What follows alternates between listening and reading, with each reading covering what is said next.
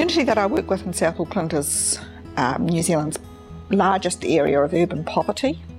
The education outcomes there are not as good as they might be. There's a lot of untapped potential, and how do we release that potential and get the most from the contributions that people could make? And that's the angle that we try to take.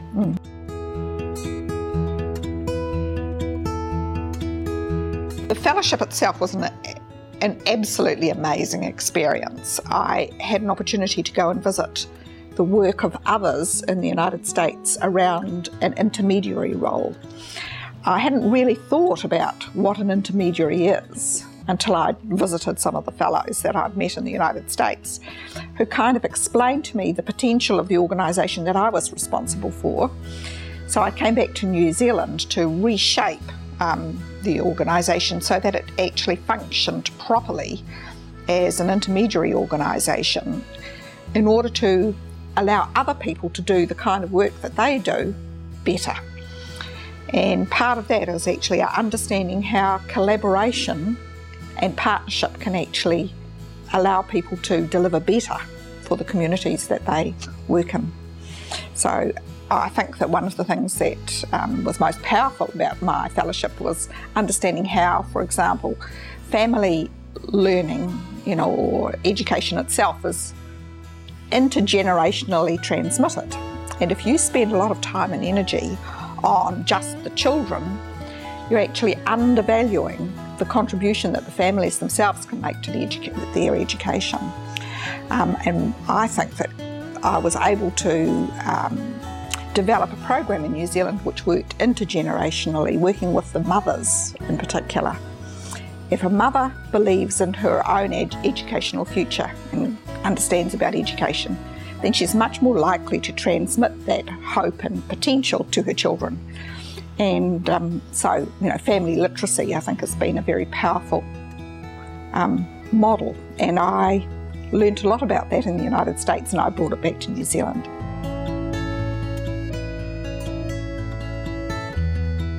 It has been about re-engineering, but it's also been about understanding new ways that you might tackle a problem from your own perspective. Aotearoa New Zealand, we have a very powerful, our population of, our poverty has a very strong ethnic dimension. And so, I think you have to take really local responses in tackling things. So you just can't import a program from one country and hope that it will work in your own. What you have to do is to make it your own. And so Aotearoa New Zealand has very strong Indigenous flavour. And how do you actually use indigeneity to actually re-engineer the kind of educational programs that you have in your community?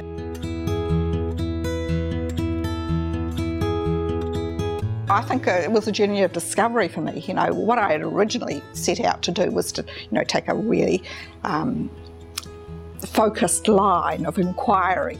So I looked at digital divide issues of the digital divide, and I looked at family learning programs, and I looked at the work of intermediaries and how they engage young people, for example, in that pathway from school to work. But actually, the program itself allowed me to sit back and take a global perspective, to understand that programs don't sit in isolation. They have a context, and actually, if you work on the bigger picture, then you actually have a much more effective set of processes. I think I was able to make a difference in the community because I had an opportunity to take a big vision and drive that vision through the programs which other people could end up owning. And I think that an intermediary is more an advocate than a leader, a making it work type process.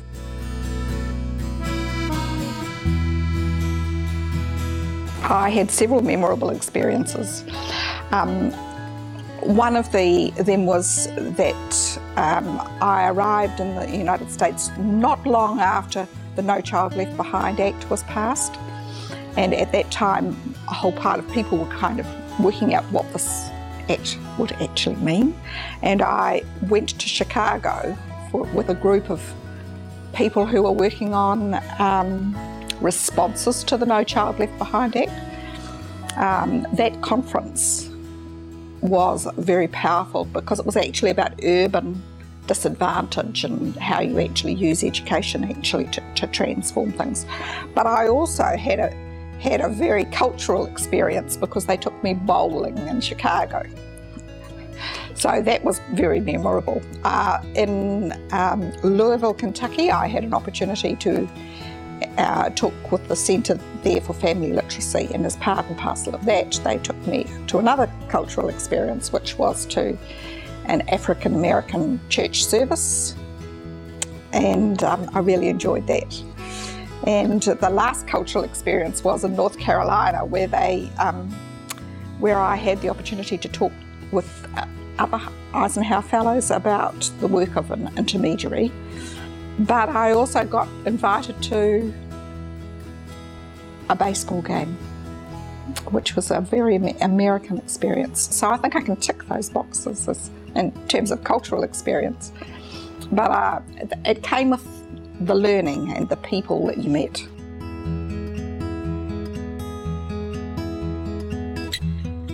Do you have a vision about what it is that you'd like to see happen? You know, what would you like to see change in the world, and how would you like to go about doing that? And what would be the processes and skills that you would need in order to make that vision become a reality? I think that's what the Eisenhower Fellowship experience offers, is that an opportunity to grow your own leadership and to share that leadership on a global scale with others and to work that through. Sure, you can come back and, you know, offer something new to your own country, but I think what it also does is it actually gives you an opportunity to take that to a global level, because we live in a global world now.